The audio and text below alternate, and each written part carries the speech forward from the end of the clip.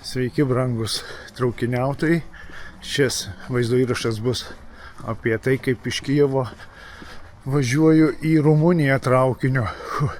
Labai skubu, 5 ryto, valanda laiko man eiti iki virš valandos iki stoties pagrindinės pasažirskiai, o traukinys po 6:20.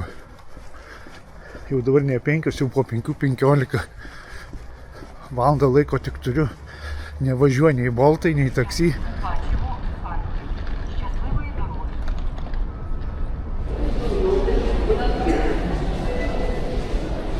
Stotis uždaryta, visi čia laukia, o aš net nežinau, iš kurio kelio išvažiuoja traukinys. Čia tai nėra informacijos, kaip dabar sužinoti kažką. Vis dėlto gerai, kad anksčiau atvykau, papuolė, įsikviečiau boltą, atsirado boltas ir aš atvykau. Šiek tiek dar laiko turiu, bet labai sudėtinga situacija. O dar į tualetą noriu, čia nėra nei tualeto. Visi tik tais požemiuose gali būti stoties. Ten nėra informacijos lentų jokių ir nežinai, iš kurio kelio tavo traukinys išvažiuos. Tai išėjau čia į paviršių, šiek tiek geriau girdėti tą informaciją. Kalba tik ukrainietiškai, tai reikia šiek tiek susigaudyti, ką sako. Liko 20 minučių, turėtų tuoj paskelbti ir mano traukinį. Tai susiradau tualetą, nemokamai visus leidžia, nes tokia situacija, tai labai stipriai atakavo Kijevą šią naktį, apšaudė stipriai raketomis ir dronais. Jau seniai taip yra buvę, nesitikėjau, kad paskutinę naktį štai tokį įvykį patirsiu.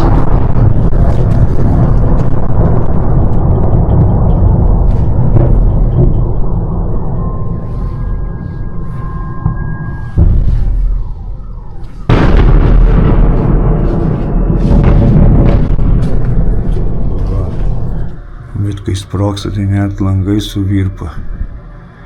Bet nėra šitų sirenų, kad atskrenda kažkas. Tiesiog sprogsta ir viskas, visai šalia kažkur.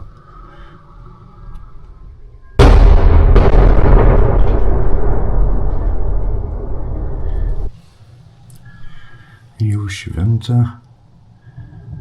4 ryto, man reikia eiti į geležinkelio stotį.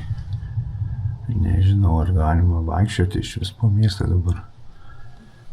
Numušinėja gal tuos dronus, girdėti, kad vėl kažkur šalia.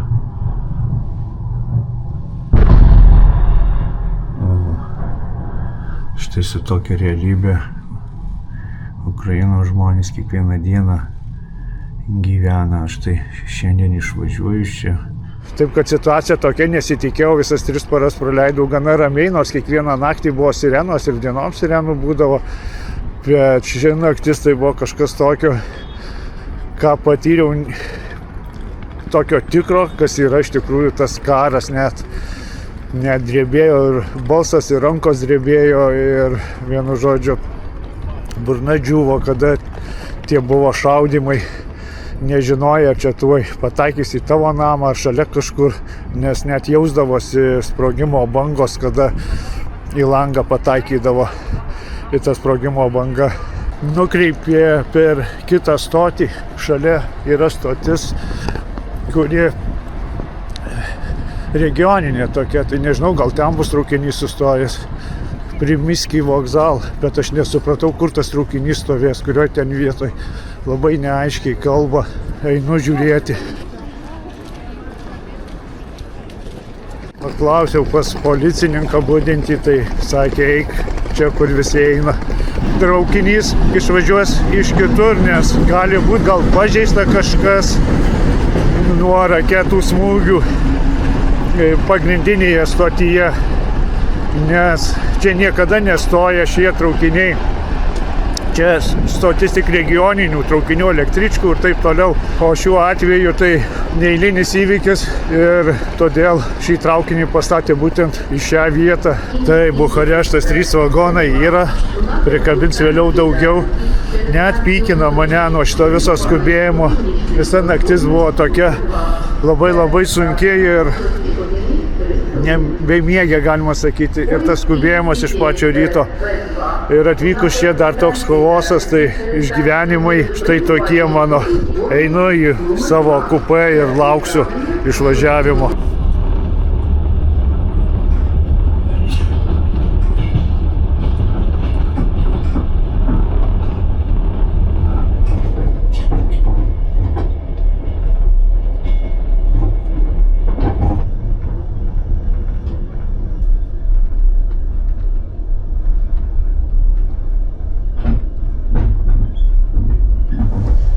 Tai aš ir savo kupė, tai ne tik mano kupė, prieš tai važiavo dar 3 keleiviai, bet jie išlipo Vinicoj. Dar vienas miestas neužilgo bus, traukinys bus sustojęs 20 minučių. Išeisiu pasivaikščioti, gal bus bobučių, kurios pardavinėja maistą, nusipirkti norėčiau kažką pavalgyti, nes nieko neturiu. Tikėjausi, kad greitai pasieksiu geležinkelio stotį iš ryto ir užeisiu į kažkokią parduotuvę stotyje, nusipirksiu valgyti, bet dėja stotis buvo uždaryta.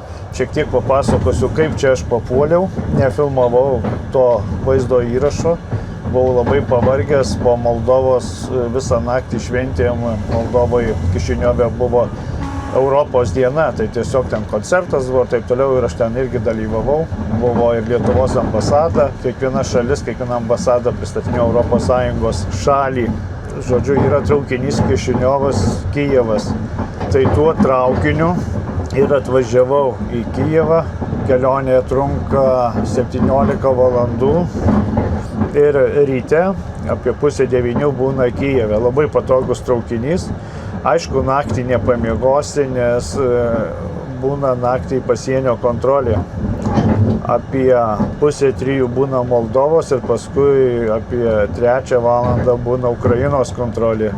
Tai Moldovos greit viskas praeina, bet Ukrainos tai labai ilgai užtrunka. 1,5 valandos gal traukinys stovėjo, kada tikrinau Ukrainos pasieniečiai, ir ne tik pasieniečiai, ir kareiviai, tikrina viską, reikia daiktus įsiimti, rodyti, ką vežiesi, kokie daiktai ir klausinėja. Bet jokių problemų, praleido viskas gerai. Tai tiek apie Kijevą ir apie atvažiavimą į Kijevą. Apie šį maršrutą papasakosiu štai tiek. Tai 24 valandų kelionė. Yra tik tais tokio tipo kupė galima rinktis, kitokių vagonų nėra.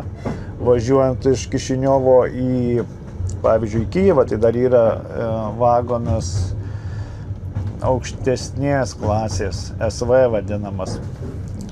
Tai jisai jau toks dvigubai brangesnis keliauti su juo, o šitas tai standartinis, su antra klasė.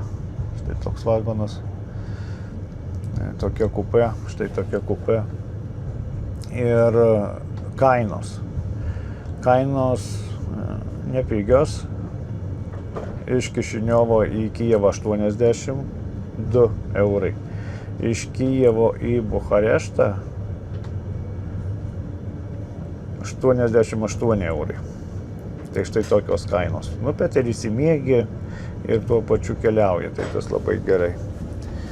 24 valandos kelio, tikiuosi ramiai nuvažiuoti į Rumuniją ir tada keliausiu iki Konstancos, iš Konstancos dar po Rumuniją pakeliausiu ir taip jau judėsiu link Lietuvos po truputį. Bet jau bus visą tai kitame vaizdo įraše, taip kad prenumeruokite, kas to nepadarė. Ir palaikykite mano šias keliones, spauskite patinka ir taip pat dar ir komentuokite. Jūsų palaikymas man tiesiog patinka, labai patinka ir man, ir YouTube'ui patinka.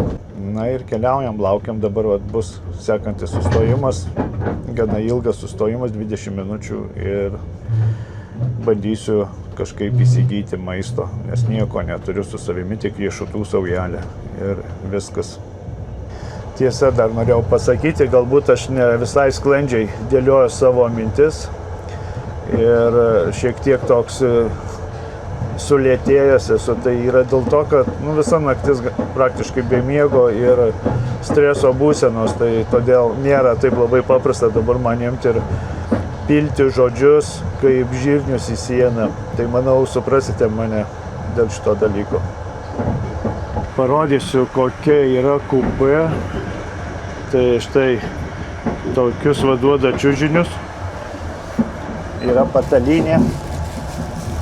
Aš ją pasiklosiu vakare. Elektros lizdai yra čia. O, štai šviesos. Jeigu norisi tokio privatumo. Ir kas daugiau, galima štai ten pasidėti savo daiktus. Tai garsiakalbis joks neveikia. Yra adijalai 4, pakabos, veidrodis. Viskas labai komfortiška ir patogu. Galima langą atsidaryti.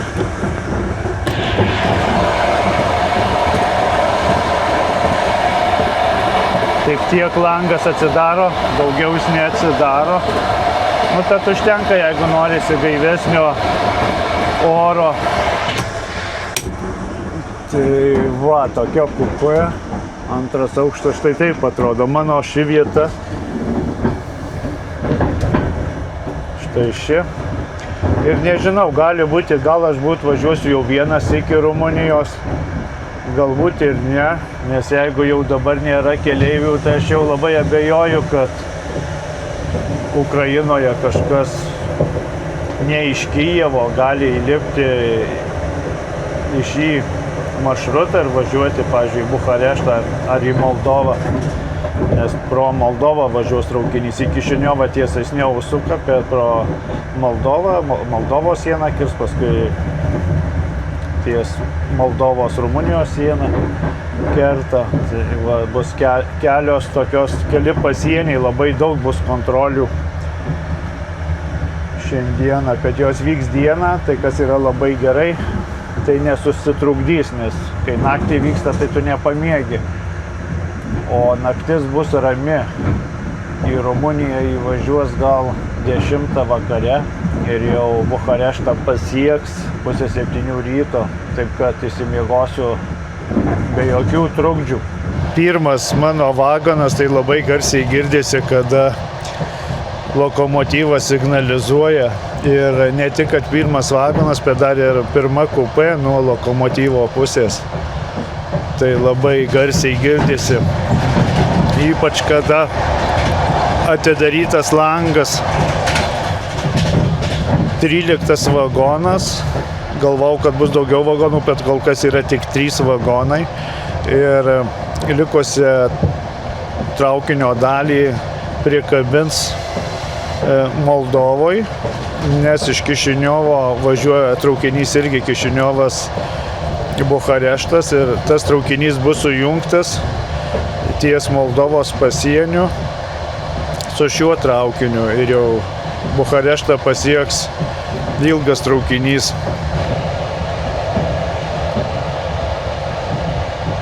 Taip pat dar įdomi detalė tokia, kad ties Rumunijos siena, dar Moldovos valstybei, bus keičiami šio traukinio riedmenys, nes pereisim į kitokį geležinkelį, į siauresnį, į europinį. Todėl taip kelionė ilgai užtrunka, net 24 valandas. Daug pasienio punktų ir dar keičiami riedmenys. O pakeisti ratus irgi užtrunka gana nemažai laiko. Vagoną pakelia į viršų ir tada turi nuimti šiuos ratus ir pakeistų kitus. Bet visą tai jūs pamatysite, aš pasistengsiu nemiegoti ir jums parodyti tą procesą, jeigu pavyks nufilmuoti.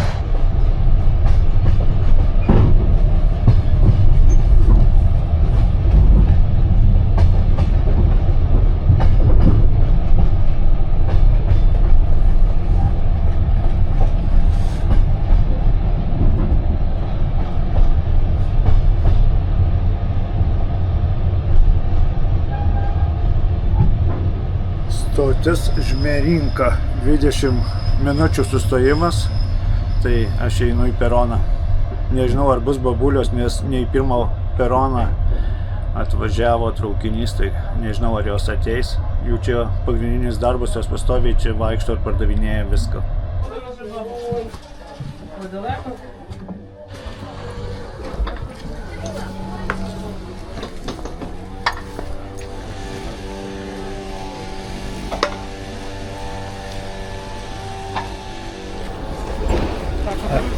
Чем это? Творог есть, и сосиски и капуста. А здесь? Творог. Что, творог давать? Да-да-да. 1, 2. Štai nusipirkau 2 bulkutes. Aš jau esu jas pirkęs anksčiau. Labai skanios, su varške. Ir jos tokios sunkios yra. Tai šitą gana sočiai pavalgai. Vienos nesuvalgiau, kada važiavau iš Kišiniovo į Kijevą, irgi pirkau. Tai dabar 2 pirkau, nes kelias ilgas, o maisto neturiu. Keičia lokomotyvą į kitą pusę. Iš elektrinio dabar prikabino šilumvežį.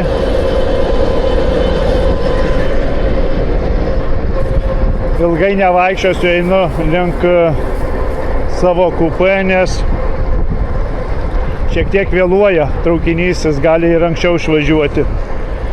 Nepasijungiau mikrofono, tai šiek tiek vėjas gali jaustis, nes labai didelis vėjas yra. Kalbu tiesiai į kamerą tik tais.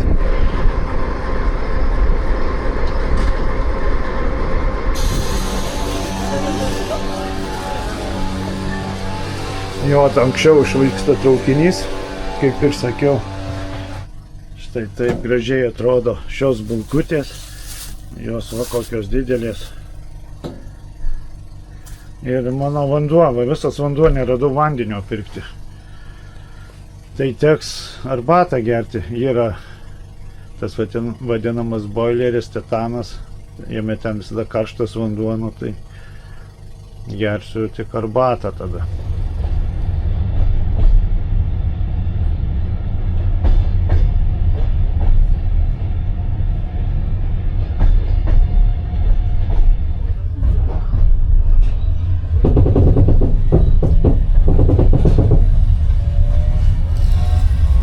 Dabar mano vagonas paskutinis buvo pirmas, lokomotyvą atkabino elektrinį ir šilumvežį prikabino iš kitos pusės. Tai dabar vėl jau kitą pusę važiuojam, nes daro ratą traukinio maršrutas. Todėl iš kitos pusės dabar lokomotyvas. Tai gerai, ne taip garsiai girdėsis traukinio signalas, kuris būna dažnai ir ne tik, kad paskutinis vagonas, bet dar ir paskutinė kupė. Taigi aš pačiame traukinio gale štai parodysiu.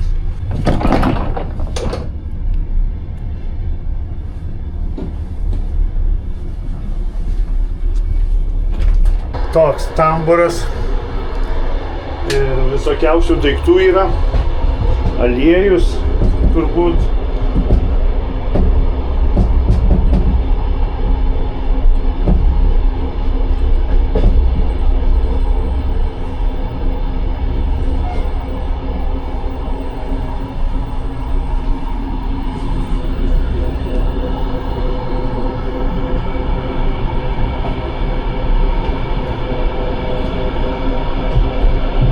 Jaučiasi labai dūmai nuo dizelinio lokomotyvo.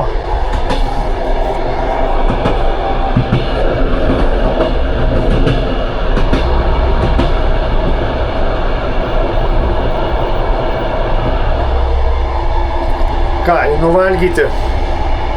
Nusipirkau 2 buteliukus vandenio, paklausiau pas palydovę vagono, tai turi vandenio, 20 hryvnų kainuoja. Tai visai nedaug. 20 hryvnų, tai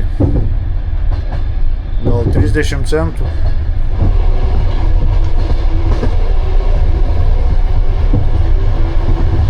Žiūrėkite, kaip aš darau traukiniuose. Paprašau vandenio karšto Prisipilu pats, tiesiog duoda stiklinę. Ir su savimi visada vežiojuosi arbatos. Žalios arbatos. Ir nereikia kiekvieną kartą mokėti pinigų, kad padarytų tau arbatą, o pats pasidarau atsigert arbatos. Štai taip. Taip pat ir kavos dar turiu pasiėmęs, nes kartais būna labai silpna kava, kurią padaro, tai aš dasidedu savo kavos dar į tą kavą. Pridedu dar kokį šaukštelį savo. O va, dabar galima bus nesausą bulką valgyti su arbatyte.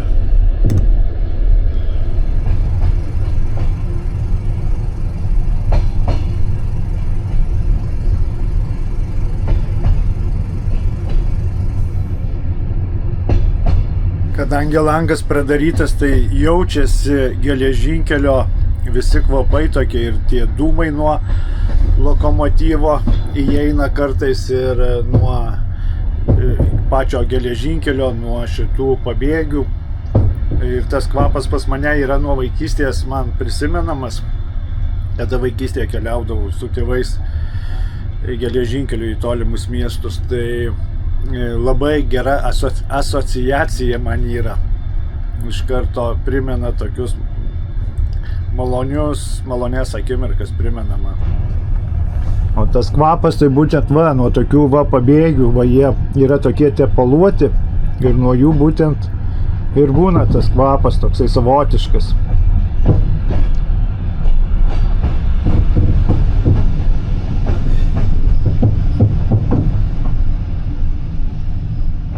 Sustojimas Bar.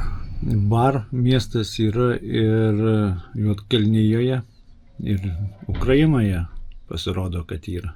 Traukinys trumpai stovės 2 minutės ir važiuoja toliau. Jau greitai bus pasienis Ukrainos.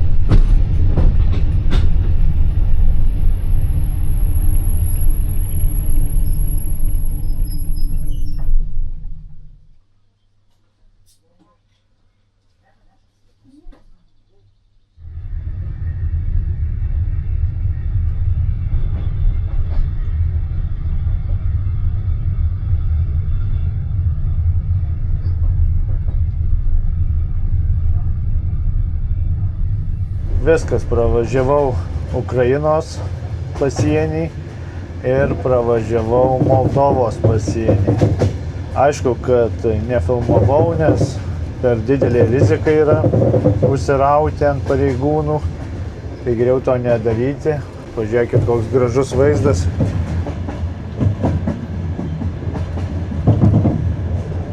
Kas liečia tikrinimą, tai Ukrainos pareigūnai jau tikrina stipriai, tikrina netgi žiūro, kokius daiktus turi. Ir šuo yra vedžiojamas, kuris uostinėja, ieško viską. Taip pat tikrino, žiūrėjo, kokius vaistus turiu. Liepė parodyti, kas yra kuprinėje, parodžiau. Į priekį, kada važiavau, irgi taip pačiai tikrino irgi daiktus, bet išsamiau ir daugiau klausinėjo, kada įvažiuoji į Ukrainą. Kodėl važiuoji, kiek dienų būsi, kada paskutinį kartą buvęs esi. O dabar tai jau nebeklausinėjo. Tiesiog paklausė, į kurį miestą važiuoju ir viskas. Labiau klausinėja Ukrainos piliečius, ypač vyrus.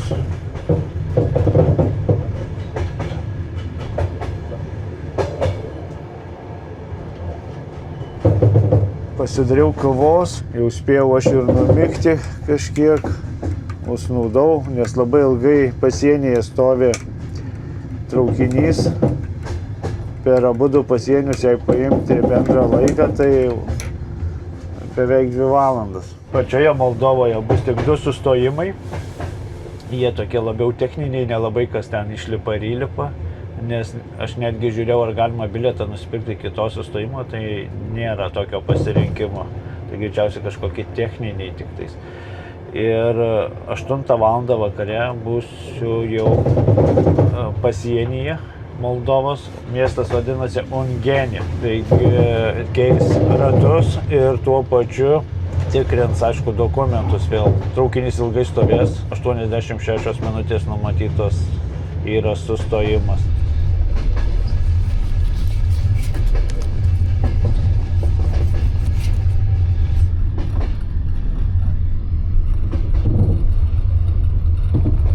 Moldavijoje labai arti augmenija prie bėgių.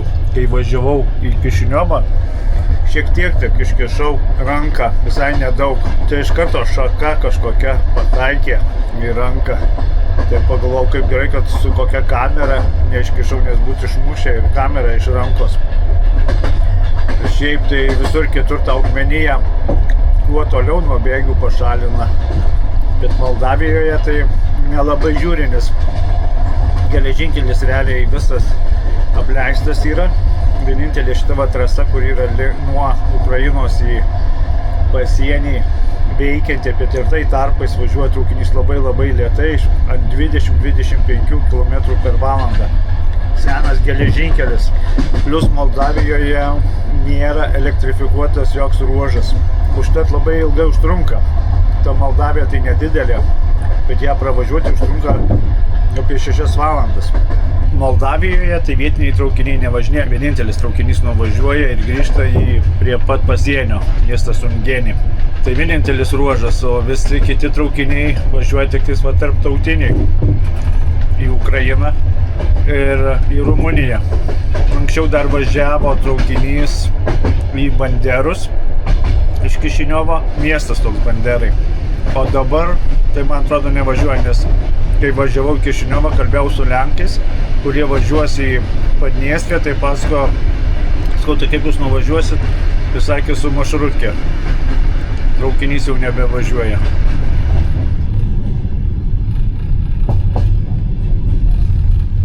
Dešimt su pusė valandų jau, kai važiuoju šiuo traukiniu, ir galiu pasakyti, kad visiškai nepavargau, nei emociškai, nei fiziškai.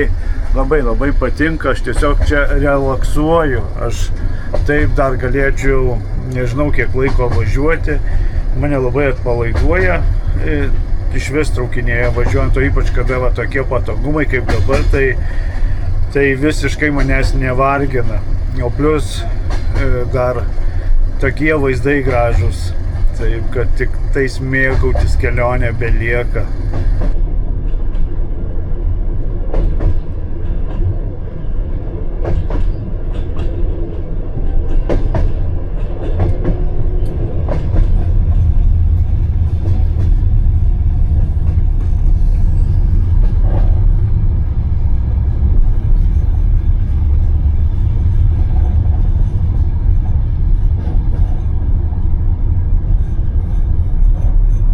Tai ką pastebėjau, kadangi paskutinė kupė tai yra toks dalykas grindyse.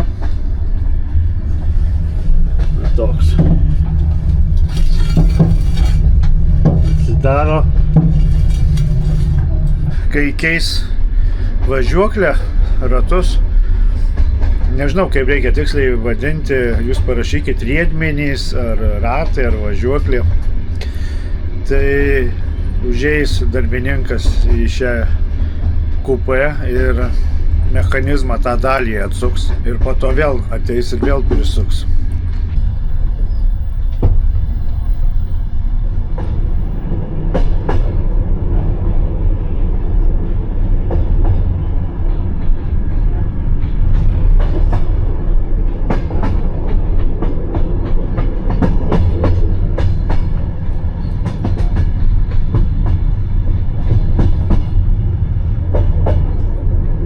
Aš iš vienos vietos vis pereinu į kitą, gerai, kai daug vietų yra.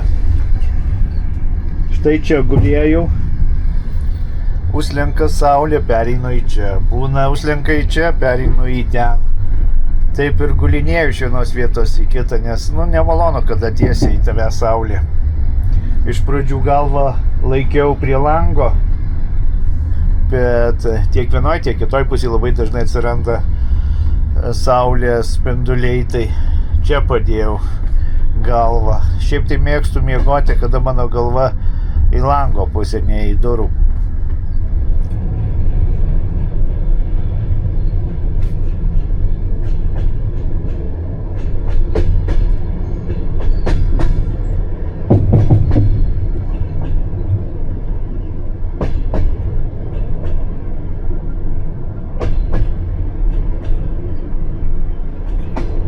Atvažiavo traukinys į miestą Belts.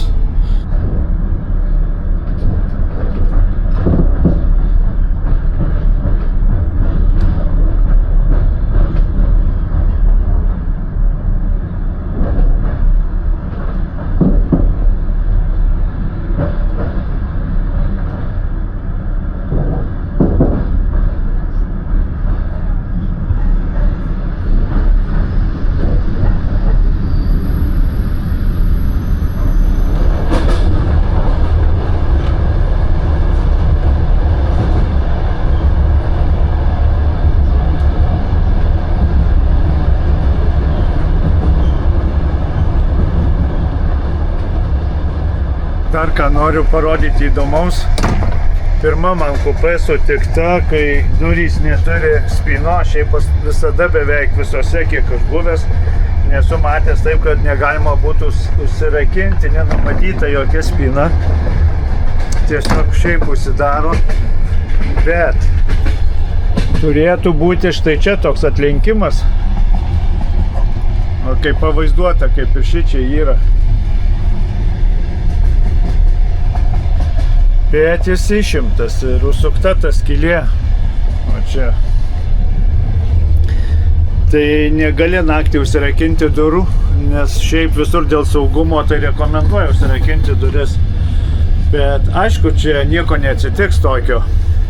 Kas čia tau eis į tą kupę ir kažką tau padarys. Nieko čia neateis ir nieko nepadarys. Bet tiesiog keista, kad nėra spynos.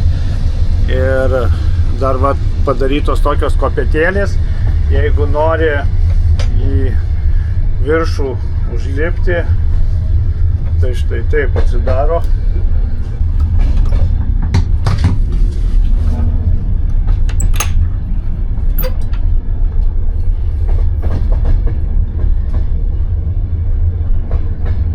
Yra tokia rankena, kada lipi į viršų, tai gali prisilaikyti, kad tvirčiau būtų.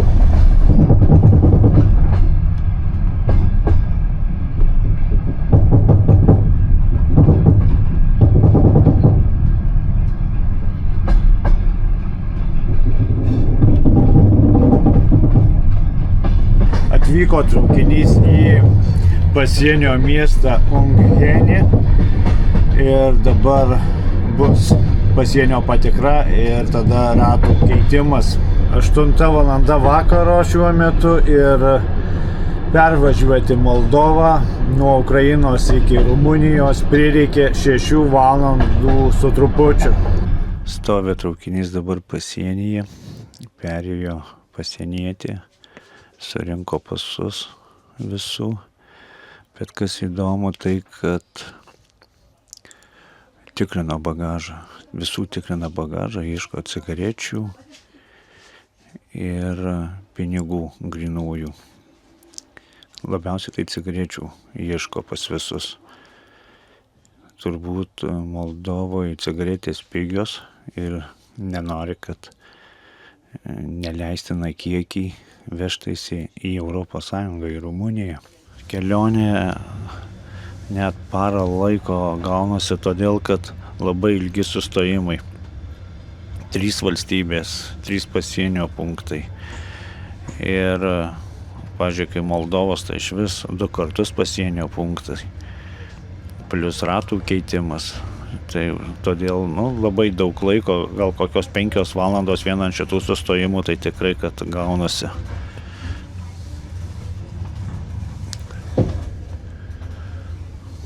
Reikia eit pažiūrėti, kur mes link važiuojam. Gal pavyks pamatyti, kaip ratus keičia. Štai ir privažiuojam prie šios vietos, kur keis šiuos ratus. Matosi keltuvai. Štai va šitie keltuvai yra geltoni.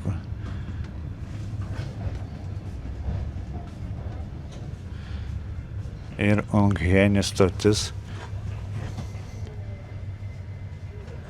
Šiek tiek atitraukiau kamerą nuo pasieniečių. Nenoriu, kad matytų, kad filmuoju.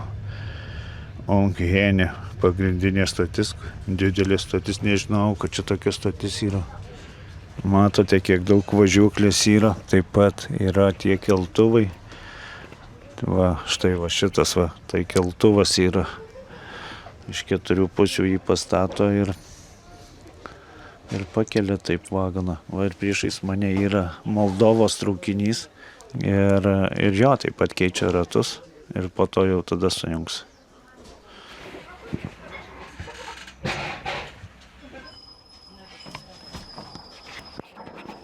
Išėmė štai šiuos geležis. O kokį metalą ištraukė iš čia. Turbūt sujungia važiuoklė su korpusu.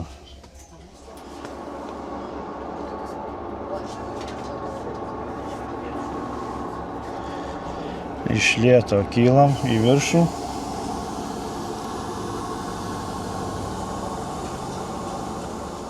Matosi, štai ten Rumunijos traukinys atvažiavęs vieno vagono.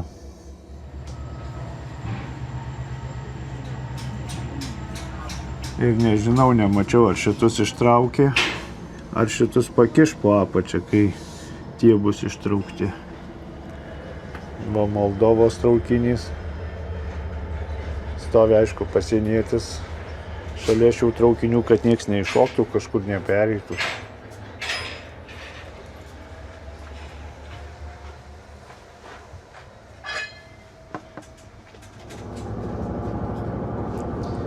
Vis dar keltuvai sukasi, labai iš lėto pakelinėja.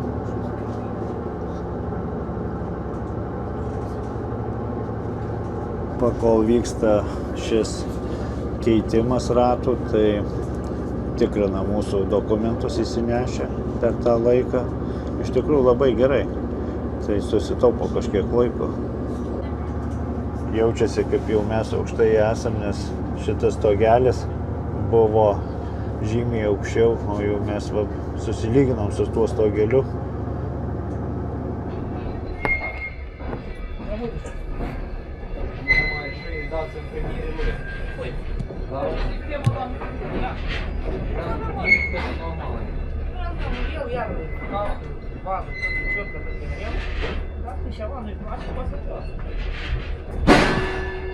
Pakišo važiuoklę ir jau nuleidinėjom vagoną. Man atrodo, kad tuo pačiu metu keičia ir kitus 2 vagonus. Tai iš tikrųjų darbas labai greitai vyksta. Čia gal užtruko 20 minučių, pakol nuėmė senus ratus ir naujus uždėjo. Visa procedūra jau baigėsi, atėjo darbuotojas į mano kupę, sustatė 3 iešmus atgal.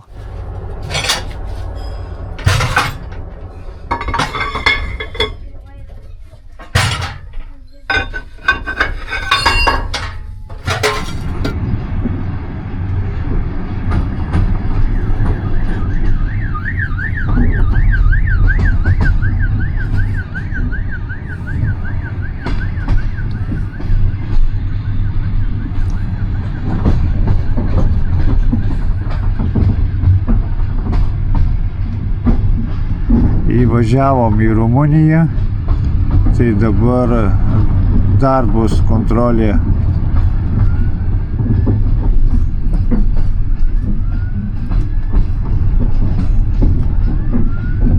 Paskutinė kontrolė.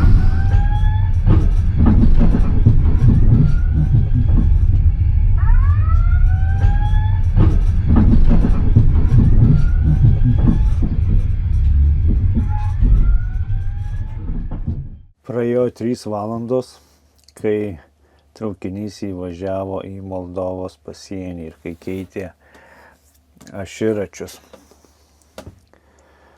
3 valandos ir dar stovime, bet jau ne Moldovos, o Rumunijos pusėje. Aišku, jau perėjo, tikrino vėl ir rumunai, dar žiūrėjo bagažą ir dokumentus tikrino išsamiai. Dabar po 11:20 ir vis dar nevažiuoja traukinys kažkodėl. Vėluoja, jau turėjo prieš valandą išvažiuoti. Taigi, kaip pagalvojau, tai dar gerai, kad aš nenusipirkau bilieto rytdienai. Galvojau, nusipirksiu internetu bilietą. 6:30, taip jau grubiai tariant, būsiu Bukarešte ir iki Konstancos, kad važiuoti. Yra traukinys po 7:17. Norėjau tuo ir važiuoti, vis tiek apie 40 minučių skirtumus laiko.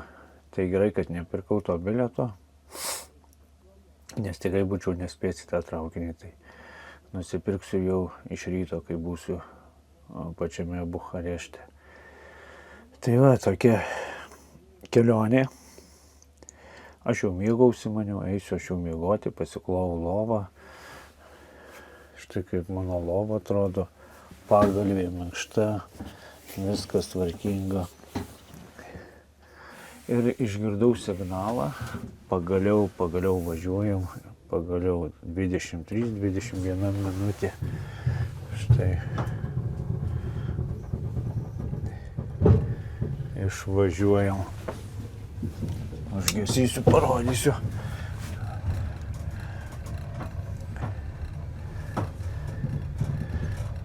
Ir pasienio ruožas. Matosi spygliuota viela ant tvoros.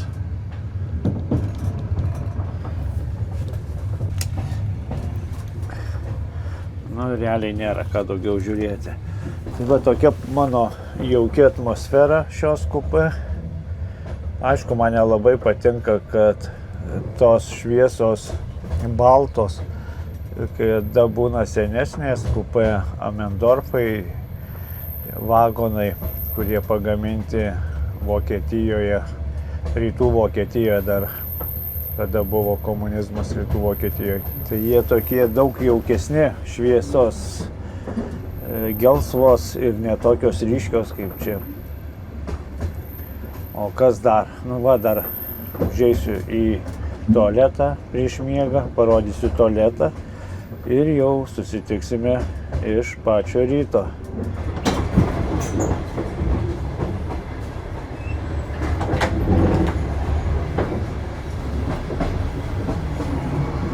Štai toks tualetas buvo, pirmai popieriaus jau nėra, rankom pasibaigė, bet šiaip tualetinio popieriaus tai yra, čia tipo tokie kvapukai ir labai geras kranas, kad kai vandenį paleidžiais nenustoja tekėti, tiek kiek reikia teka, ne taip, kad būna kelias sekundės ir nustoja pastoviai vanduo, o šis tokis kaip namuose. Ir kas dar čia va? Muilas, aišku, šito vandens jokių būdų gerti negalima, nes gali labai stipriai susirgti, užsikrėsti bakterijomis ir panašiais dalykais. Netgi parodyta yra. Traukiniuose visada reikia turėti savo vandenį arba virintą imti iš boilerio. Štai čia dar yra kažkokios servetėlės. į tokį tualetą negalima tik popieriaus mesti, nes šitie vakuuminiai jie užsikemša. Jokių būdų, bet dažnai žmonės to nežino ir užkiša juos. Ir tada problemų būna keliauti. Netgi parodyta. Į tualetą nemest, o į kibirą. Tai štai taip, apsiprausiu ir einu miegot. Pasimatysime iš ryto.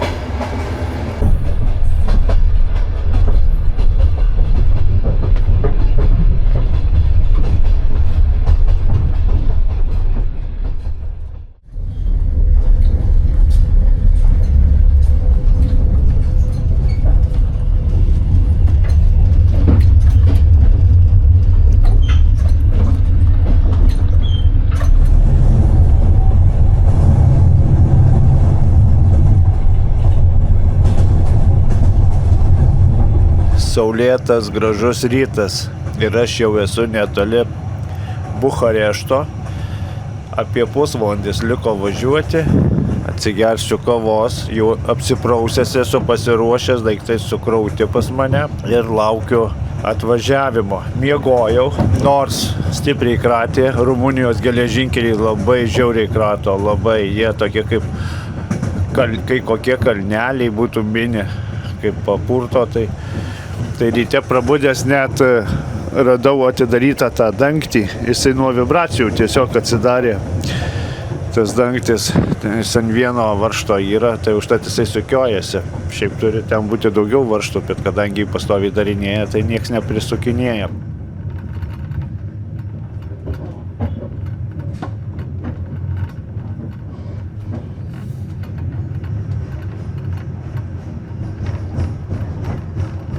Užėjo traukinio palydovė į kupę ir pasakė, kad Bukarešte būsim po 40 minučių. Aš kažkaip galvau, kad greičiau, nes kada pasižiūrai į žemėlapį, tai toks susidaro įspūdis, kad esi prie pat to Bukarešto, bet greičiausiai dar per patį Bukareštą gana lėtai juda tas traukinys. Negreičiausiai, bet taip ir yra, nes kada važiavau iš Budapešto į Bukareštą, tai labai lėtai jisai važiavo, o nesvarbu, kad kitu keliu aš dabar atvažiuoju, tai turbūt bus tas pats.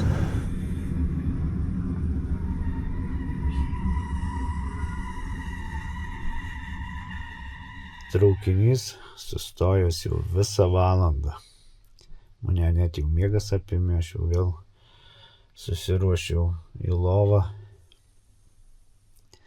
Nors prieš tai važiuojant link Bukarešto perėjau palydovę per kupę, visiems pasakė greitai ruoštis, jau greitai va privažiuosim, kad neužlaikyti traukinio, nes jis atvažiuoja ir paskui greitai jau nutempė į depo.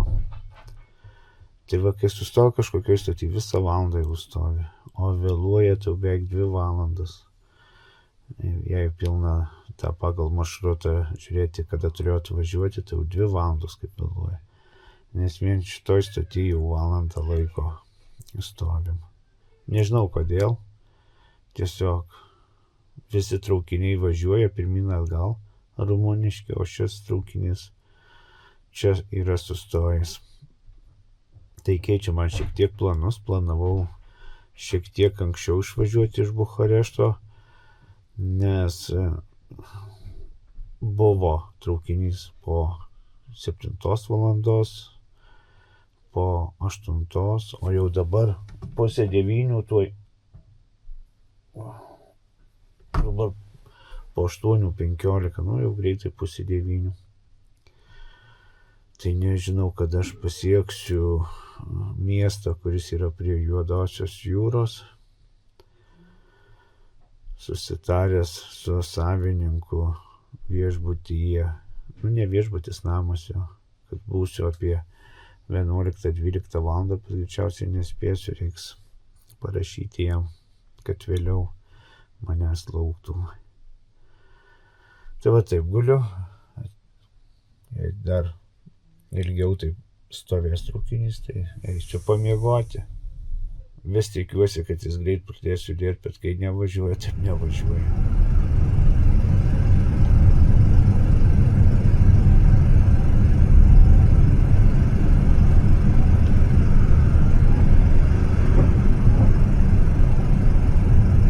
pagaliau pajudėjo traukinys link Bukarešto. Tikiuosi, kad greitai privažiuos jį, jau priemiesčiai dabar. Vėluoja apie 2,5 valandos iš viso. Aš spėjau dar numigti, gal pusvalandį pamiegojau, pakol stovėjo traukinys. Ilgai stovėjo, nežinau kodėl. Pradėjau važiuoti, pažadino mane palydovė, kad jau atiduok patalynę, sako, gana miegoti. Jau greitai bus kelionės pabaiga. Tai štai taip, gerai, kad laikas manęs neįtakoja. Ar vėluoja valandą, ar 2, ar vėluotų 5 valandas, realiai man nieko tai nesudaro. Tai aš dėl to esu visiškai ramus.